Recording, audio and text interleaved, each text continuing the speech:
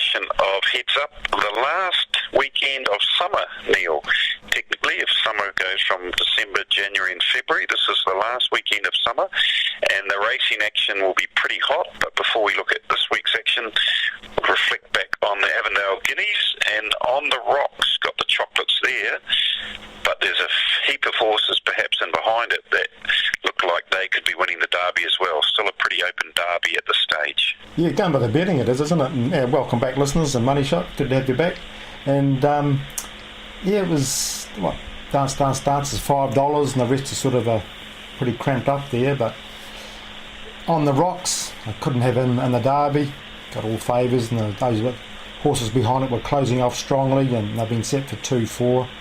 But Scott Bace, what did you think of Scott Bace's run? I thought it missed a jump a fraction, but that was okay. It was always going to settle back. It was relaxed, which you would have wanted from a Derby point of view. You wouldn't want it over racing. Moved into the race maybe a fraction early, but still came around them and had its chance to win. Just petered out the last 50 or 100 metres. Yeah. I don't think he'll be winning the Derby personally, but obviously you're going to ask me about the ride and the controversy that's ensued. I thought it was a little bit harsh personally, if based on that one ride to be taken off the horse, but that's just my opinion. You only have to look at the stats. You'd say Rosie with 55 winners this season's in slightly better form than in Vinnie Colgan with 10 winners this season, and a far better strike rate Rosie has too. So, yep, that was sort of a bit of controversy, but yeah, I don't think he can be winning the Derby. Do you? I actually like the run because I think he's better on a firmer track, and we may get that because the forecast doesn't look too bad. And he still ran the fastest last 600 metres, and he came round the lot, so you couldn't say it was a bad run. But the negative, as I explained in my article during the week, is it's a big disadvantage, not a huge disadvantage, but it is a disadvantage not having a rider on a back runner who knows what the horse is capable of. Like, as we know, the Derby is renowned for not going that hard, and if he's the back, say he draws wide and gets snagged back, which he will have to do, if they're running home in 35 seconds like they did last year, then he's going to have to think, when do I go? Do I go around them, through them? Where Rosie knows the horse, doesn't she? You know, she won that big mile race and ran home well in the last race. She knows what he's capable of, and I just think it's a disadvantage having a rider who doesn't know the horse on, especially with that type of horse. But on a firmer track, he's still a chance. But I'm really impressed with Dance from Chris Gibbs stable. I think Matt Cameron is really excited about her chances, and the way she finished off, coming off from behind Scott Bace and finishing off in front of her, and she was strong through the line too. Past the post you could see her, she was going away from them. So going into the Derby, it's hard you wouldn't get a better Derby trial, I reckon, than Dance. I have to agree with you there. Just, I know you're not you're not a breeding buff, but would you say the breeding of Scott Bace being by Dalgar is a bit of a worry to get the Derby distance of 2,400? Yeah, well, Dalgars are normally sprinters, aren't they? But he does look a staying type. When his prelim last Saturday, I thought, geez, what a magnificent looking animal he is. He looks the part, but it is a worry. Actually, with that Dalgar, I'll tell you something. When he won that race in France and won 17 point something. Oh, that's right. For 1,400 metres, they tried to say. Yeah, I'll double check the time. It's actually 2 seconds slower. But still 1:19 and something, which is still flying. There's an old saying, Neil, never let the truth get in the way of a good story. Yeah, but I'll make a prediction now. Yep. In 1999, when the Derby was on Boxing Day, there was a horse that had won its last race at 2,000, had won the Bayer Classic, had won the 2,000 Guineas, won the Derby trial, as I say. But when it had to step up to 2,400, stopped like a prick balloon. The horse was Buzz Lightyear, and it was by Gold Bros, who was a sprinting sire predominantly. And I think Scott Bace will not run in the first even running the first 10. There you go. Interesting too, because that sign of him not finishing off the race last Saturday, he could be on the ball there, because that was, what, 2,100 metres? Yeah, or 2,000 metres, yeah. And, 2-1. And to not finish it off as well as Dance, you'd have to have, good spotting. We'll see. No. Could be wrong. We'll have egg on our face, and the Connections might be crowing, having won their second $1 million race of the year, and that. But that's, hey, we're here to make calls, and that's my opinion anyway. Yeah. The last call you made with our chocolate fish call, you're on the ball there with Mills Shan, is it, versus Marcelina Tirapa? Yeah, Wet Track was a bit of a downer on that meeting, wasn't it? In the end, we were all very cautious when we did our preview of the track, and Dijon Bleu obviously won that race very impressively, unfortunately out for the rest of the season though with a subsequent injury. So, yeah, Milshan and Marcelina are heading towards the Oaks. I think probably they might race next week, whether they both go to the Lowland or one goes to the Lowland and one is saved for the Sunline Vars. But that Oaks market, Milshan is getting pretty tight now at $5. Did open at 81s. A few judges got on there. Marcelina's still 18s. But yeah, I'm still happy to be on Milshan just quietly. Yeah, definitely. That was a good run last time, and a bit of track should suit. Treasure's obviously right in there. Tony Pike thinks a lot of her, so, and it's hard to see anything coming through the ranks, and there's something really improves in the Lowland Stakes. Like Mark 2 was a good run. Mark 2 was a good run in the Citrus from there. What about Kaharau? Dictated from the front in the Nathan's race, too tough? Yeah, it was a good tough one. I was on ladies first. I thought she had the race sewn up 100 metres out, but just couldn't peg back Kaharau. But no, Kenny Ray, and the horse in the last race too that won from the stable. I mean, a good multi maybe in the stable that was pulled off. Yep, no, it was interesting. Shame about the rain last week, but hopefully, I think the forecast looks pretty good for Saturday week, so it'll be a great day of racing and a great derby. Anyway, we'll get into that next week. Anyway, we'll be back with part 2 with a preview of the big race at Hastings and Matamata, the big 2-year-old race there. Okay, back with a preview of a couple of really good races at Matamata and Hastings tomorrow, Money Shot. And the first one we're going to look at is the Hanui Farm Group 1 Classic. And we've all heard that Bonneville has come out, but it does leave a couple of really good horses in there. But you would say it's not the strongest Group 1 field, is it, for a mile at Hastings? But, what are your thoughts, initial thoughts? If you look at the ratings of the horses, let me go on. There's about 5 over 100 from memory, which will ensure that this race from memory was the highest rating Group 1 race a couple of seasons ago. It actually rates pretty well in all their ratings. But what do we got? 1, 2, 3, 4, and then because Bonneville, we've still got 5 at 100 or more, so it will maintain its status. But yeah, I guess there's no real big draw card, no Cowie. But hey, so start wondering as a horse that should be regarded as a very good Group 1 performer, having won 3 Group 1s now. But yeah, no Bonneville doesn't help. But I like a horse down the bottom, the mare Devise. I think freshened up, as long as the track's firm, doesn't want too much given the track, she'll be very hard to beat. I know the team were very confident leading into the Herbie Dyke, but they laid scratch with the rain on the day. But if she's in as good a fettle as she was going into that, I think she's had a trial in between times that you can report on, but she's my go, Devise in the Hanui Farm Classic. Yeah, no, I agree with her. That trial was really good. She sat behind Bonneville, got out, and she was never asked to go and finish under a hold without the blinkers on. And those visor blinkers go on tomorrow, and she got the nice draw, should jump handy and be hard to beat. Start Wondering is the class horse, obviously, and I remember I was at Trentham when he won the over a mile. He pinged, led, and just took off. It wasn't a strong field, obviously, but I think he'll have no trouble seeing a mile out. and I don't think the draw's that big a disadvantage. There's not a lot of pace in the race, early pace anyway.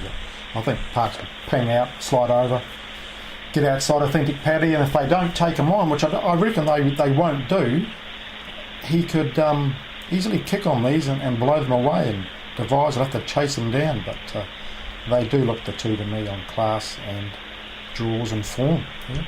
Now to Matamata. Got a nice, I'll just bring up the field here, nice Matamata Breeders' Stakes. What are you keen on there?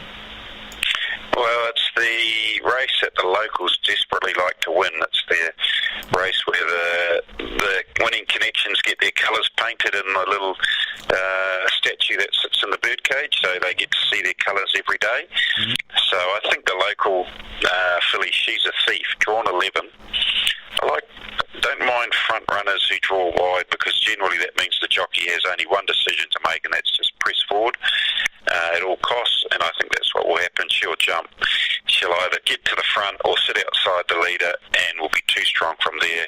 She probably got one spot too far back on the rail in the Crack A Million. Still finished the race off pretty well for fourth after having a slightly interrupted passage up the home straight. I think she's all class, this filly. She's a Thief, and she'll be winning her hometown Matamata Breeders' Stakes. But you're going to disagree. You're going to go with an out-of-towner, so to speak. Yeah, Spanish Whisper, I'm pretty keen on her. When she won her closing sectionals, compared really well with the older horses. And then at second up, she sweated up before the start and got up outside the leader, fought it out with Avantage, and obviously Avantage franked that form in the Crack A Millions. So, and I think She's a Thief. It was a good run in the Crack A Millions, but I think she could be in trouble from that draw. Now, I'm not too sure where she'll end up.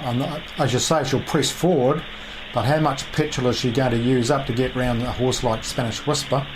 And I think if Spanish Whisper's sitting on her backside, she'll get over here. So I can smell a bit of chocolate coming on here.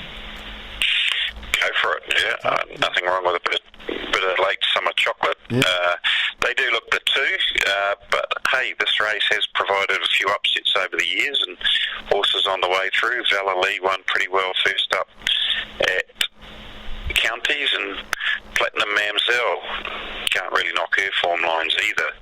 So you'd think the win would come out of those four, but hey, you never know.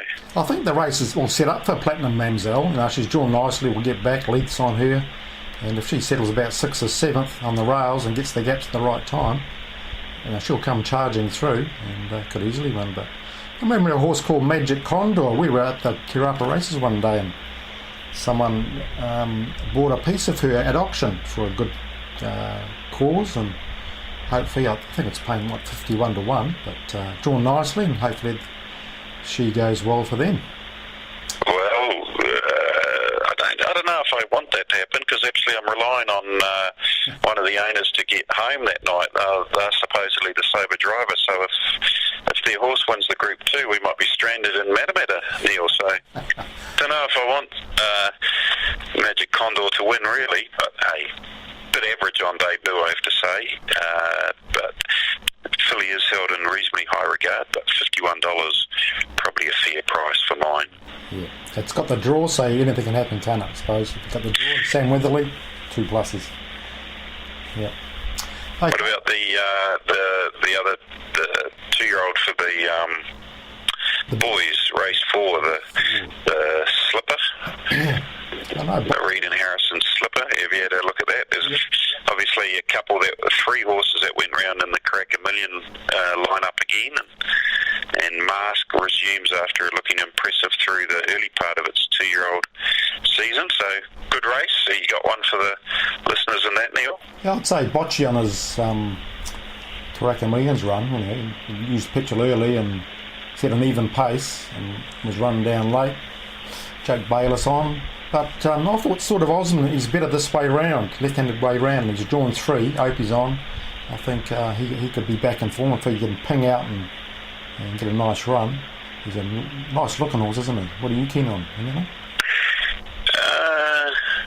I like Thomas Aquinas. I think he's a pretty good animal, and his run for a pretty inexperienced horse was good in the Karaka Million. So with another few weeks, just to hopefully the pennies drop for him a bit more, and he'll be hard to beat for mine at a nice $7 price. Yep, no.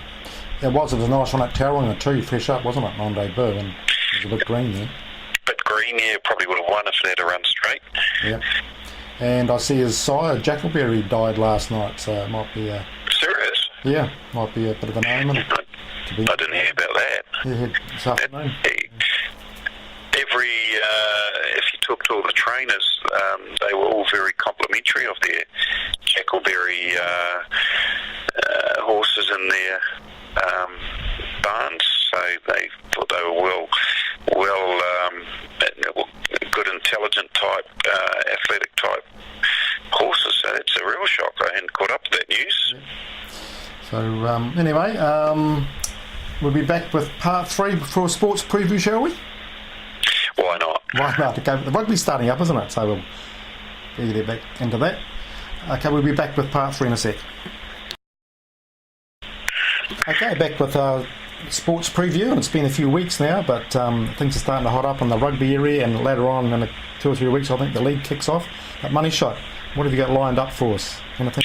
Well, it's good to have the rugby back on board. I know there was a couple of games last week, but they weren't really conducive to watching, being in the middle of the night. Yeah. We've got the Highlanders and the Blues tonight.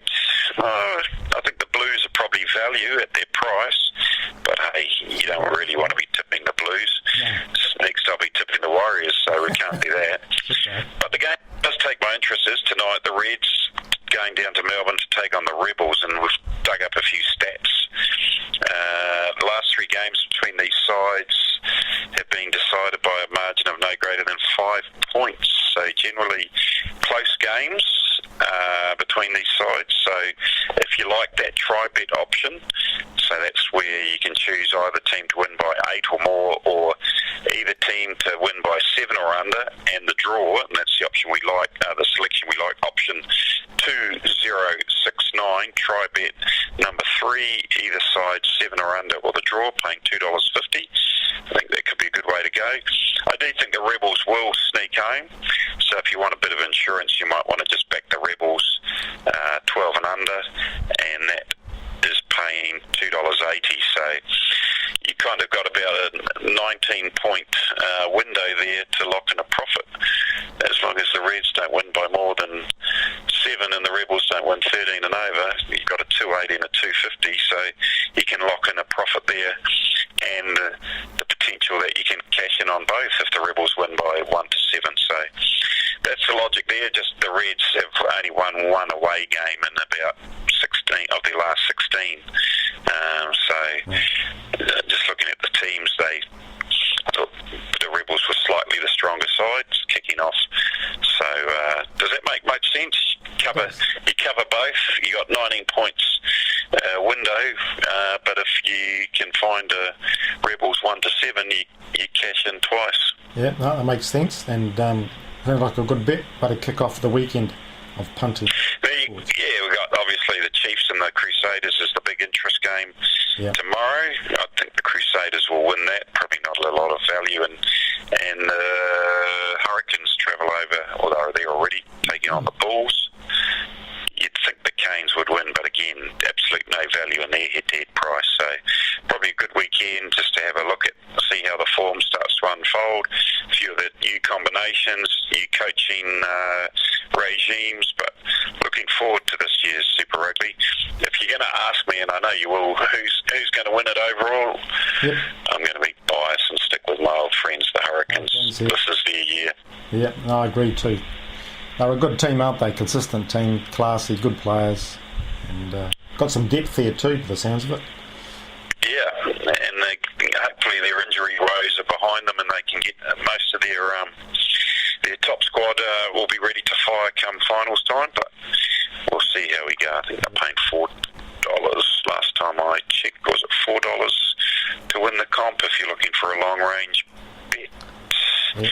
$4.25 now. One of my daughters, her partner, is good mates with some of the Hurricanes players, and feeling pretty confident of a good season. So $4, yep, good bet. Okay, nothing else before we go on to part 4? No, not really. The league starts in a couple of weeks, is it? I think 2 weeks' time for the league. Yep. So looking forward to that. Looking forward to you telling us how many games the Warriors are going to win. You've got 2 weeks to decide how many games the Warriors will win this season. It'll be more or less than 5. I'll have to decide yet.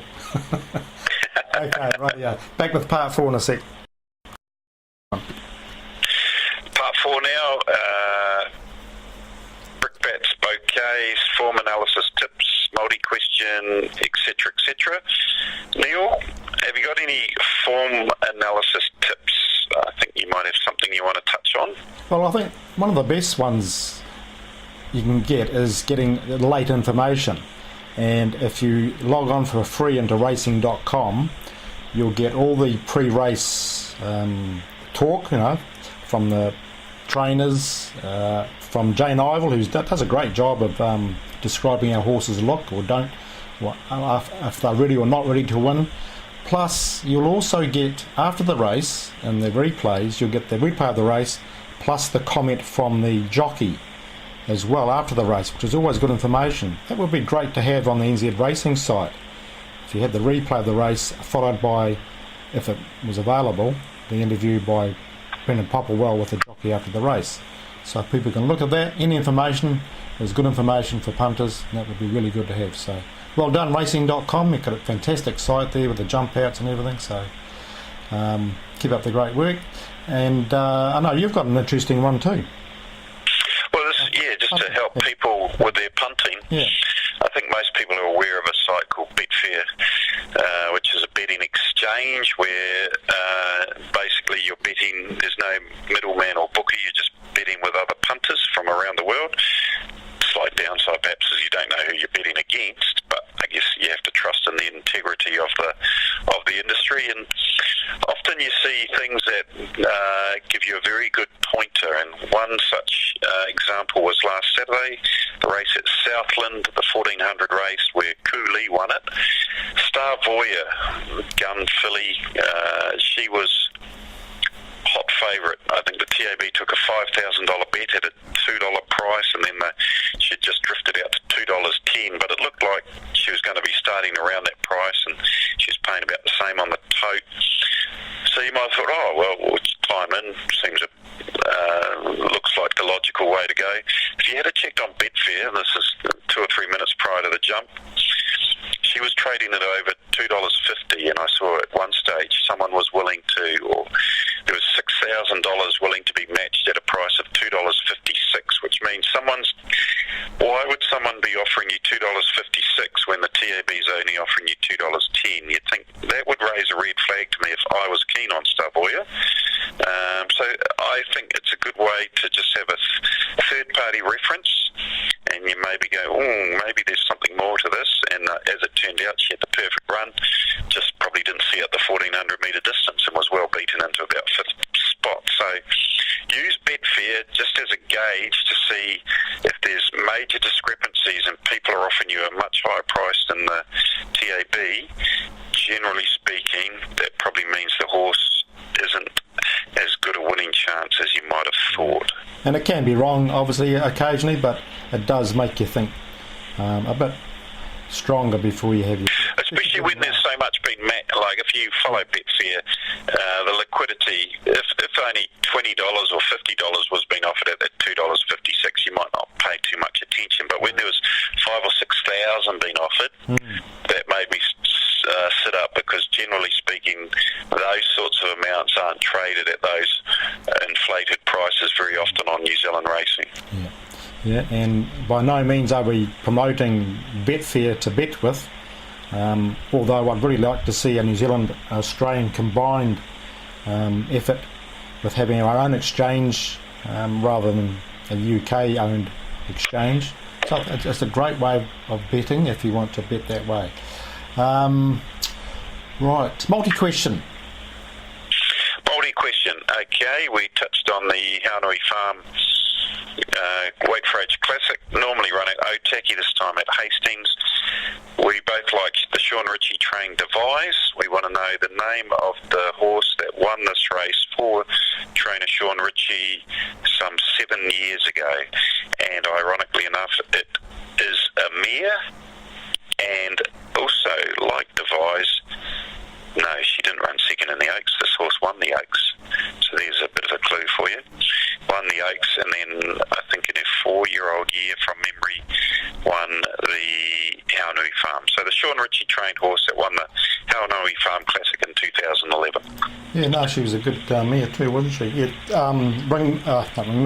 text me on 027 352 6402 or formpro@formpro.co.nz by 9 p.m. tonight. And if there's more than one, which there will be, I'm sure, my wife will draw out a lucky number, a lucky name, and that could be you having that multi-bet tomorrow. We're due for one too, so do your homework if you want to. Right, I've got the Form Pro ratings free on Monday as well, so hopefully you enjoy those on Monday and find a few winners. Got some really good feedback with that. And tomorrow Money Shot, you enjoy your day at the races and enjoy that sober drive and enjoy your 33rd birthday, 32nd birthday? It's a few more than that now. Now I think subscribers need, if you're going to go down that path, subscribers need to know that our dear leader, Mr. Davis, celebrated a very significant birthday a couple of weeks ago, and he's tried to sneak that one past. So hope your 60th went well, Neil. It did, actually. I think you looked like you had a good time with all the family in Auckland, so you snuck that one past us pretty quietly. So I think mine's certainly by no means a round number or even a significant one. So you deserve the limelight this week, not me. No, thanks very much. No, it's good to hit 60 feeling pretty healthy and good. So life's pretty good at the moment. So anyway, have a good day at the races tomorrow and good punting, everybody, and make plenty of money.